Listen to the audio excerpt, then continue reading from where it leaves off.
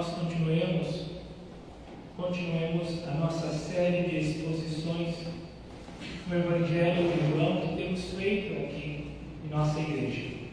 Vamos abrir as nossas Bíblias no Evangelho de João, no capítulo 1. Nós leremos hoje a partir do verso 35 até o verso 51, a palavra de Deus, que assim possamos ser abençoados por aquilo que Deus tem a nos dizer nessa noite.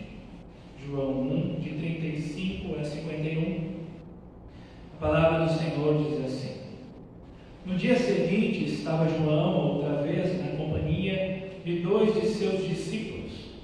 E vendo Jesus passar, disse: Eis o Cordeiro de Deus. Os dois discípulos, ouvindo dizer isto, seguiram Jesus. E Jesus, voltando-se e vendo que seguiam, disse-lhes: Que buscais? Disseram: Rabi, que quer dizer mestre, onde assistes? Respondeu-lhes: Vinde e vede. Foram, pois, e viram onde Jesus estava morando, e ficaram com ele aquele dia, sendo mais ou menos a hora 10. Era André, o irmão de Simão Pedro, um dos dois que tinham ouvido o testemunho de João e seguido a Jesus. Ele chamou primeiro ao seu próprio irmão Simão, a quem disse: Achamos o Messias, que quer dizer Cristo. E o levou a Jesus. Olhando Jesus para ele, disse: Tu és Simão, o filho de João, tu serás chamado Cefas, que quer dizer Pedro. No dia imediato resolveu Jesus partir para a Galiléia e encontrou a Felipe, a quem disse: Segue-me. Ora, Felipe era de Betsaida, cidade de André e de Pedro. Felipe encontrou a Natanael e disse: Achamos aquele a quem Moisés escreveu na lei e a quem se referiram os profetas, Jesus, o Nazareno, filho de José. Perguntou-lhe Natanael: De Nazaré pode sair alguma coisa boa? Respondeu-lhe Felipe: Vem e vê. Jesus viu Natanael aproximar-se e disse a seu respeito: Eis um verdadeiro israelita, em quem não há dolo. Respondeu-lhe Natanael: De onde me conheces? Respondeu-lhe Jesus: Antes de Felipe te chamar, eu te vi quando estavas debaixo da figueira. Então exclamou Natanael: Mestre, tu és o Filho de Deus, tu és o Rei de Israel. Ao que Jesus lhe respondeu: Porque te disse que te vi debaixo da figueira, crês? Pois maiores coisas do que estas verás. E acrescentou: Em verdade vos digo que verei o céu aberto e os anjos de Deus subindo e descendo sobre o Filho do Homem. Até aqui. Vamos orar mais uma vez ao nosso Deus. Senhor, nosso Deus eterno Pai, nós estamos nessa noite prestando culto ao Senhor, Deus. E neste momento iremos ouvir a pregação da Tua Palavra. Pois neste momento, Pai, Cristo, que é o anjo da igreja, fala conosco. Que possamos ouvir, ó Pai, aquilo que o Senhor tem a nos dizer. Possamos ouvir palavras de amor que trazem edificação à nossa alma, consolo verdadeiro, ensinamento a Deus, que é o verdadeiro ensinamento para o nosso viver diário, a fim de que possamos viver em uma vida santa diante da Sua presença, Deus, mas também, ó Pai, sabendo que desfrutamos da Tua misericórdia. É isso que te pedimos, no nome do Teu Filho Jesus. Amém. Quanto Jesus tem nos impactado, quanto Jesus de fato faz parte de nossas vidas, a tal ponto que nós caminhemos na presença de Deus e saibamos que Deus está conosco. O quanto nós temos desejado a Cristo diariamente, a tal ponto de nos entregar a Ele todas as manhãs, ou querer estar em Sua presença, ou ainda proclamar as Suas verdades aqueles que estão perdidos, testemunhando a respeito de quem é o Senhor Jesus. Esse texto nos ensina essas verdades que são fundamentais a nós. Nos ensinam a respeito destes homens de Deus, do testemunho de Jesus que estava ali com eles. Os primeiros discípulos de Jesus são alcançados aqui, e assim nós podemos retirar desse texto vários ensinamentos para nós nesta noite. Nós vemos mais uma vez no verso 35 e também no verso 43 que João continua aqui o seu diário espiritual. Ele está nos contando dia após dia no seu evangelho a respeito do Senhor Jesus. No primeiro dia ele falou a respeito da glória desse Cristo. No segundo dia, então, a respeito do testemunho de João Batista sobre o Cordeiro de Deus. Aqui no terceiro e quarto dia, nós vamos continuar ouvindo a respeito desse testemunho que cada vez mais vai expandindo ao longo deste evangelho. Nós vamos ouvir sobre o milagre em Caná da Galileia, sobre o mestre da lei que aprende com Jesus, sobre uma mulher samaritana que testemunha a respeito dele. E quanto mais avançamos dentro deste evangelho, mas nós vamos conhecendo Cristo de maneira profunda e íntima. É exatamente isso que João está fazendo aqui. Ele está nos contando a respeito de quem é este Jesus.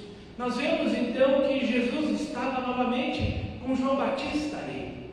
E João Batista continua o seu testemunho. Parece que João sabia que estava na hora de ele passar o cajado, de ele entregar então a sua espada, a sua pregação, a fim de que alguém que é maior que ele assumisse o seu posto. João Batista sabia que era dever dele preparar os caminhos, e ele havia feito vários discípulos, mas ele sabia também que chegaria um momento em que esses discípulos seguiriam aquele que é maior do que ele. E é exatamente isso, irmãos, que está acontecendo aqui. Nós vamos ver que dois homens que eram discípulos de João Batista agora passam a seguir o Senhor Jesus, mas não antes de ouvirmos João mais uma vez testemunhar, agora de uma maneira sucinta e breve: eis o Cordeiro de Deus. Essa afirmação, como eu disse, é preciosa e profunda, pois aqui nós somos lembrados inúmeras vezes de que o cerne de todo o Evangelho é falar sobre Cristo, aquele que veio livrar os pecadores da sua miséria, aquele que veio redimir aqueles que estavam perdidos, salvar aqueles que se encontravam em meio das trevas. João fala a respeito daquele único que pode redimir, salvar e curar as nossas dores. Cristo é esse médico que cura as nossas feridas, que sara as nossas chagas, que cura as nossas cicatrizes.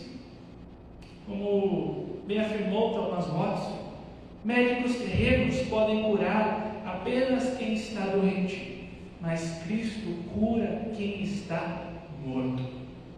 Esse é o nosso Senhor Jesus, o grande pastor, mas o médico dos médicos, aquele que veio então trazer redenção para aqueles que se encontravam aflitos, perdidos, como ovelhas sem pastor. Veja que é importante reafirmar a exclamação de João, porque ele diz: eis, ele está apontando para Cristo. Jesus estava diante dele e ele está dizendo: vejam, olhem para Cristo e entendam que Ele é o cumprimento da promessa do Senhor. É Ele quem veio trazer redenção, é Ele quem foi enviado por Deus para manifestar a glória, para dar vida aos pecadores, para curar os feridos. Veja que é dito o seguinte, no verso 37: Os dois discípulos, ouvindo dizer isto, seguiram a Jesus. A palavra seguir no Evangelho de João, ela tem uma importância que ela deve ser explicada. Seguir aqui é se tornar discípulo. É alguém que passa a caminhar agora junto com o seu mestre, a aprender dos seus preceitos e dos seus ensinamentos. E é exatamente isso que os discípulos estavam fazendo, deixando de seguir a Cristo, a João Batista, e seguindo agora ao Senhor Jesus. Nós sabemos que esses homens eram André e o outro era João. Embora o nome de João não apareça aqui, ele não aparece ao longo do Evangelho dele. Ele é o anônimo que está ali junto. Nós vamos ver que todos os outros discípulos, os 12, são citados ao longo do Evangelho. Mas o único que não aparece, que é o desconhecido, é o próprio João. Pois João era um discípulo de João Batista. E agora ele se tornaria discípulo do Senhor Jesus. Mas o Senhor Jesus era um mestre hábil. E assim que viu os discípulos indo atrás dele, já se virou a eles e perguntou a eles: bom, o que vocês querem? O que vocês estão buscando? Veja que ninguém se achega a Cristo sem que Cristo antes prontamente certifique-se da sua fé, prove o coração e teste para ver o que está diante de nós. Não é assim que Deus faz conosco muitas vezes? O Senhor Jesus, logo que nós dissemos: Senhor, eu vou te seguir, parece que é exatamente ali que Deus vai testar a nossa fé, porque o Senhor coloca vários obstáculos em nossa vida e nós então pensamos: poxa, eu achei que seria mais fácil. E não é diferente aqui. Jesus queria saber qual era a intenção daqueles homens. O que vocês estão buscando? Veja a resposta deles aqui.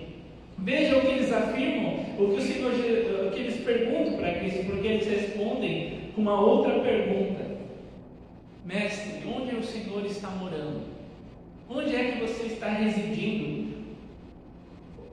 Eles queriam conhecer Cristo intimamente.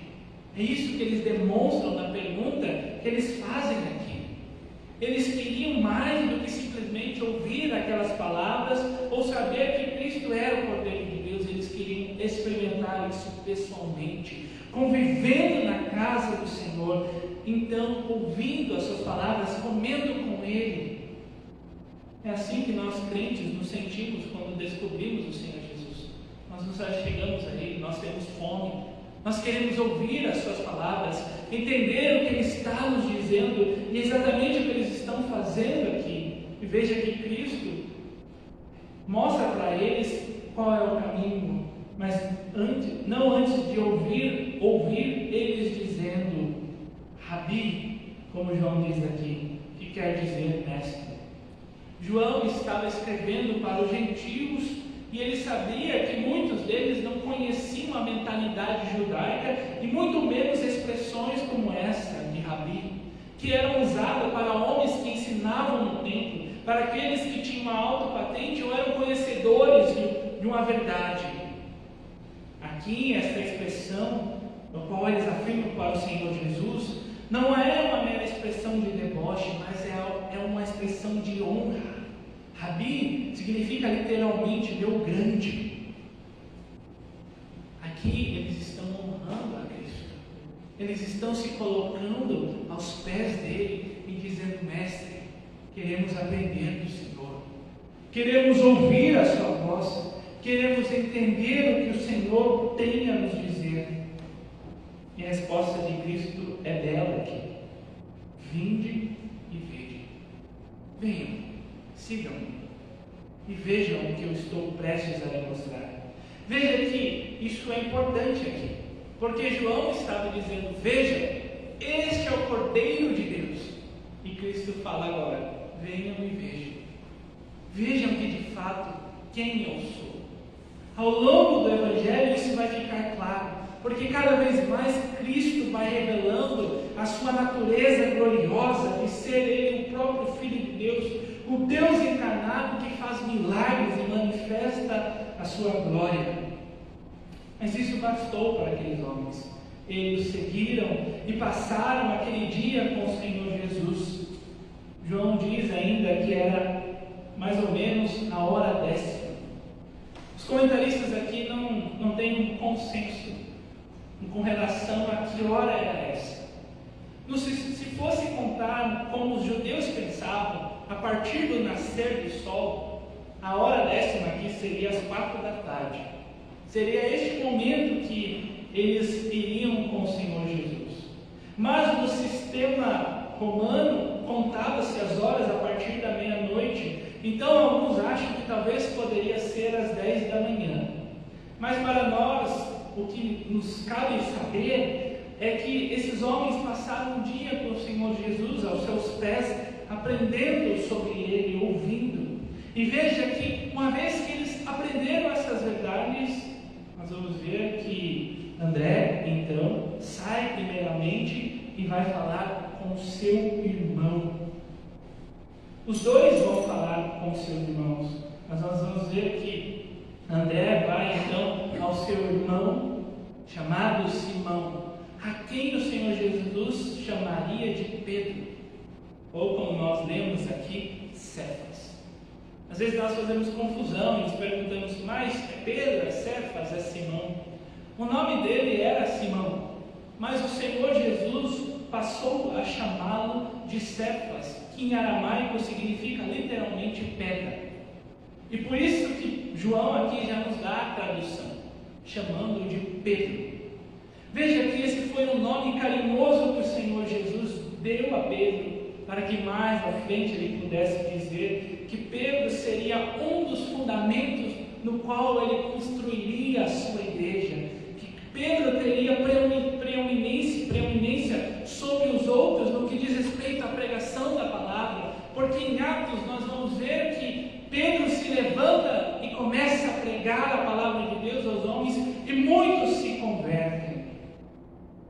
Nós vamos ver ainda que Pedro ouviu o testemunho de João e também passou e aí então foi ao encontro do Senhor Jesus, porque nós vamos ver que eles passam a seguir a Cristo. Aqui em João, diferente dos outros evangelhos, nós temos o primeiro encontro dos discípulos com o Senhor Jesus. Nós não temos o relato daquele chamado na pesca, que possivelmente tenha acontecido mais tarde aqui. Mas nós temos o primeiro contato destes homens com Cristo aqui. E nós vamos ver que Pedro, ouvindo então, é aquele que vai então pregar agora, então, a respeito, dizendo, ele ouve o testemunho, achamos o Messias. André diz a Pedro que eles haviam encontrado Cristo, o ungido. E é exatamente isso que Pedro vai dizer depois. Ele vai dizer, ao Senhor Jesus. Ele vai dizer então a respeito desse Senhor Jesus, que é maravilhoso, que é o grande Senhor. Mas nos versos de 43 a 51, nós temos a continuação dessa história que está nos sendo contada aqui. Nós vamos ver então que os discípulos avançam no dia seguinte, porque agora eles vão atrás de Jesus, que está indo para a Galileia. Cristo está saindo então do Jordão, da região de Betânia que ele estava, e indo para a Galileia. E no caminho ele encontra Felipe. O chamado de Felipe é bem breve, Cristo olha para ele e diz: segue-me. E Felipe vai atrás do Senhor Jesus. E Felipe encontra agora outro homem chamado Natanael. A pergunta é: quem é Natanael? Todos têm um consenso que possivelmente Natanael era Bartolomeu. Bartolomeu, na língua hebraica, significa filho de Ptolomeu. Talvez essa fosse uma forma com que as pessoas conhecessem ele, mas o seu nome era Natanael. E veja que Felipe vai dizer que ele encontrou aquele a quem Moisés falou na lei. Veja que agora o testemunho não é mais o Cordeiro, nem mesmo ele é o Messias, mas nós vemos que Felipe fala a respeito de Cristo as Escrituras afirmam que Ele é o Jesus, o Messias, o prometido. Nós temos aqui as promessas de Moisés, como elas já aparecem ao longo do capítulo 1, a respeito de que Cristo é o Senhor, e assim nós sabemos que Ele é. Mas não é à toa então que Natanael, ouvindo essas palavras, ele só consegue gravar na sua mente a respeito de que Jesus vinha de Nazaré e era filho de um carpinteiro chamado José. A pergunta de Natanael aqui talvez envolvesse uma rincha que existisse entre os galileus e aqueles homens de Nazaré, ou uma má fama da cidade de Nazaré, pois ele pergunta: pode vir alguma coisa boa de lá? Mas nós vamos ver que Jesus, olhando para ele, diz: eis aí um verdadeiro israelita em quem não há dolo. Cristo viu a franqueza deste homem, ele conhecia o coração dele, sabia que este homem era um homem direto, que não media palavras e que falava o que pensava em sua mente. Não é à toa que Natanael pergunta ao Senhor Jesus: de onde me conheces? Ele não para ali, ele não está satisfeito, além de dizer para o Senhor Jesus: pode vir alguma coisa boa lá de Nazaré, e ainda questiona Cristo: de onde você me conhece? Há um trocadilho aqui nas palavras do Senhor Jesus, porque ele diz que ele é um verdadeiro israelita em quem não há dolo. A palavra dolo aqui é a palavra enganador. Essa foi a fala que Esaú disse a Jacó. Não é por isso que o nome dele é Jacó? Porque ele é um enganador. Mas Deus transformou Jacó em Israel. E o que Cristo está dizendo para Natanael é exatamente isso. Eis aqui um israelita, alguém que não é um enganador, porque Cristo via a fé deste homem. E isso é tão verdadeiro e real que nós vamos ver que o Senhor Jesus diz: eu te vi, Natanael, quando estava debaixo de uma figueira. As figueiras eram importantes na cultura judaica, eram um símbolo da presença de Deus, onde o Senhor estava ali. Mas era um lugar onde normalmente os homens se assentavam para orar e meditar na palavra de Deus. E Cristo estava lá, porque Ele é aquele que penetra os corações, aquele que conhece o nosso íntimo. Mas não sabemos o que Natanael estava fazendo lá, se ele estava orando, pedindo, suplicando algo ao Senhor Jesus. Mas essa simples afirmação foi suficiente para ele entender que Cristo é de fato quem eles estavam dizendo. Veja que ele diz: você é o Filho de Deus, tu és o Rei de Israel. Veja que todos os homens que aqui ouvem a respeito de Cristo, creem a respeito do Senhor Jesus, passam a testemunhar de quem Ele é. Eles exclamam: você é o Cordeiro, você é o Messias, você é o profeta prometido por Moisés, você é o Rei de Israel, falando a respeito do Senhor Jesus. Isso é importante para nós, meus irmãos, pois demonstra que todos aqueles que creem de fato no Senhor Jesus não sabem fazer outra coisa a não ser proclamar as verdades de Deus. Mas nós vamos ver que Jesus responde: em verdade, amém, amém, que vós vereis o céu aberto e anjos de Deus subindo e descendo sobre o Filho do Homem. Aqui nós temos novamente o Senhor Jesus se referindo agora a Jacó e dizendo que ele é essa escada que abriria as portas, que seria o mediador entre Deus e os homens, que possibilitaria a entrada de Deus na terra para comunicar as verdades aos seus filhos. Ele seria essa escada que permitiria com que nós nos acheguemos a Deus.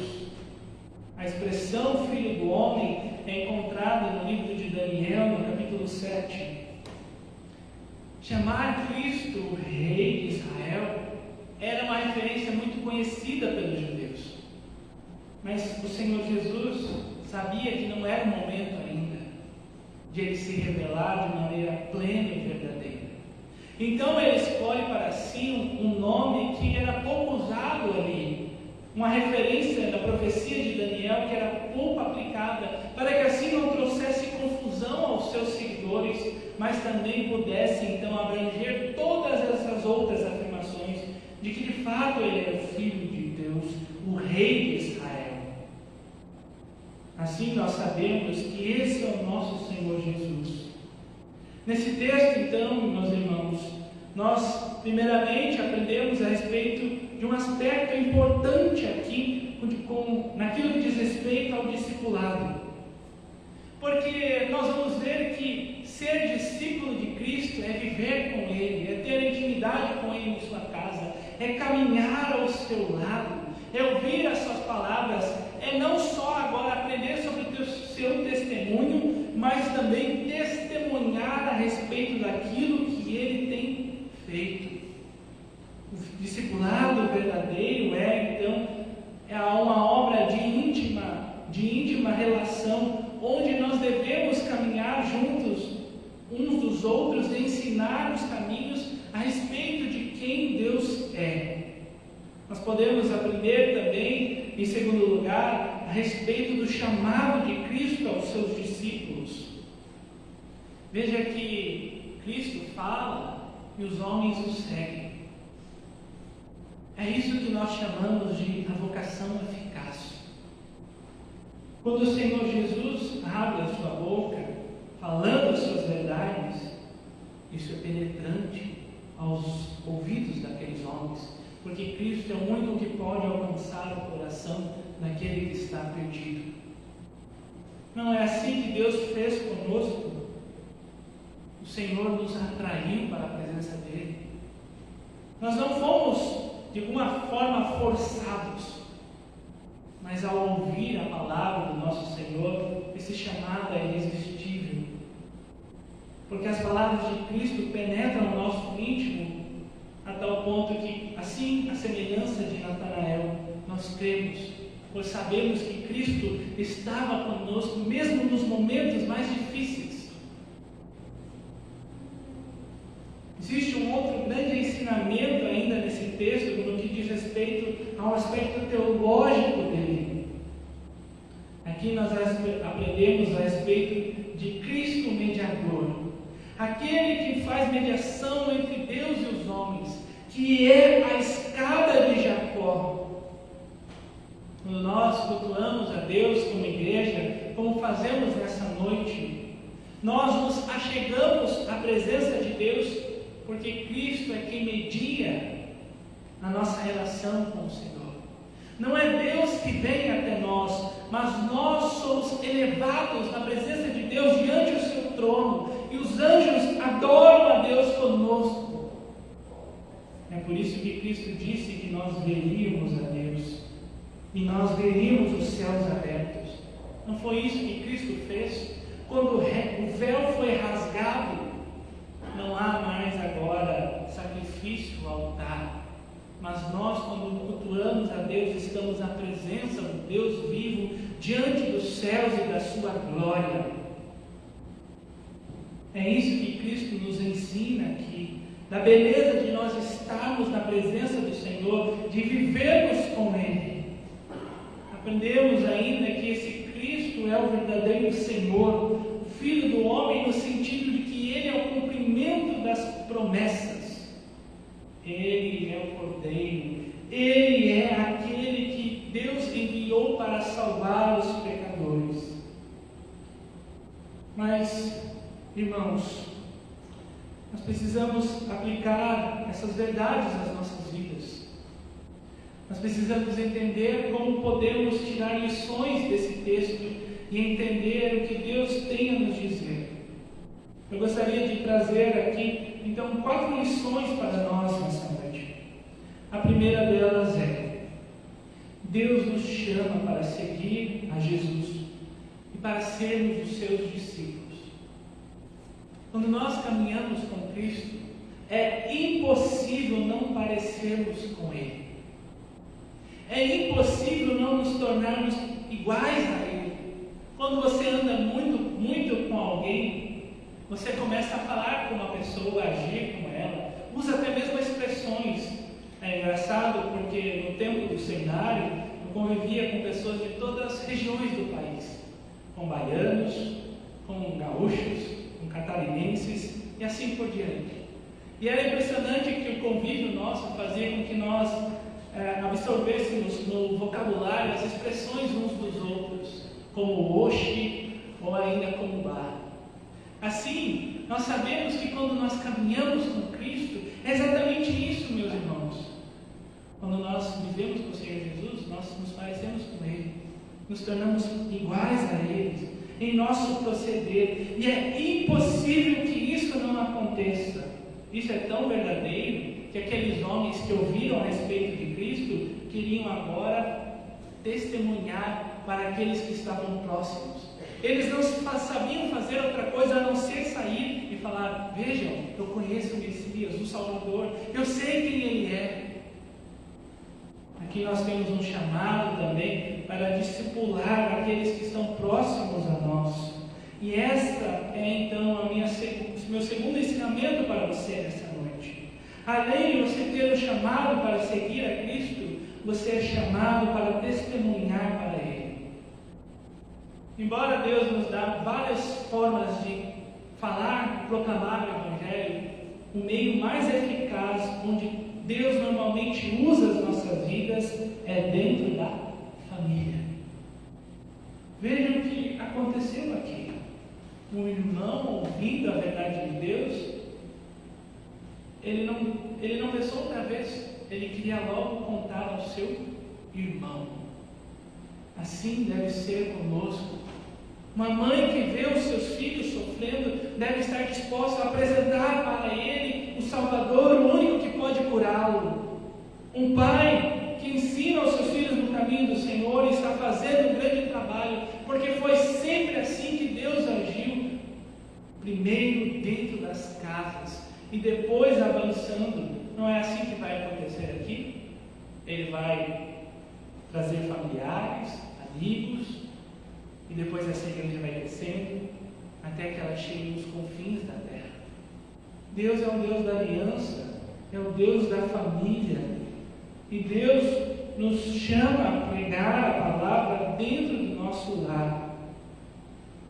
Se você não tem feito isso, faça. Porque aqueles que entendem o chamado de Deus, quem Cristo é, querem falar a respeito desse Senhor que pode curar as nossas almas. Nós temos ainda uma terceira lição. Jesus é quem nos chama para Ele e nos chama para fazer a vontade dEle. Aqueles homens que eram pescadores, pelo menos André, Pedro e Felipe, eles seriam transformados a tal ponto que mais tarde no Sinédrio, enquanto Pedro falava, aqueles homens perguntavam: mas não é esse aquele que era um pescador? Eles não reconheciam a sabedoria e o conhecimento daquele homem, porque aqueles homens agora serviriam a Cristo. Eles viveriam as suas vidas para o Senhor Jesus. E assim o Senhor faz conosco. O Senhor nos chama para Ele, não para cumprir a nossa vontade, mas para cumprir a dEle. Então se entregue a Cristo, coloque a sua alma nas mãos dEle. Entenda que o Senhor Jesus pode curar e cuidar de você. Entenda que Ele vai te sustentar diariamente. E peça a Ele que você aprenda a cumprir a vontade dEle e não a sua, a viver para o reino dEle em santidade, exaltando e proclamando o seu nome. E por quarto e final, veja que o verdadeiro testemunho a respeito de Cristo é aquele que aponta para as Escrituras. Todos esses homens aqui, embora viram o Rei da Glória, o Senhor Jesus, eles não foram testemunhar falando de Cristo com relação à sua experiência. Não é isso que estava na fala deles. Este é um grande erro que muitos têm cometido acham que devem contar a respeito das suas experiências, mas não é o que eles fazem aqui. Eles apontam para as Escrituras e dizem: Ele é o Messias, aquele que foi prometido desde o princípio, que nós encontramos no livro de Moisés. Ele é o Cordeiro de Deus, como diz o profeta Isaías. Ele é quem Moisés afirmou, é Ele o Rei de Israel. Veja que todo testemunho que comprova que Cristo de fato é o Senhor aponta para a palavra de Deus, porque é por meio dela que Deus ordenou a nós que falássemos a respeito do Senhor Jesus. Você quer falar de Cristo? Fale sobre a palavra de Deus. Você quer então conhecer a Cristo? Leia a palavra de Deus. Se aprofunde nessas verdades e conheça a Cristo íntima e verdadeiramente. E que o Senhor assim nos ajude, para que, assim como os primeiros discípulos de Cristo, nós que também somos discípulos, possamos viver as nossas vidas para Ele, com um testemunho vivo daquilo que Deus tem feito e realizado em nossas vidas. Amém.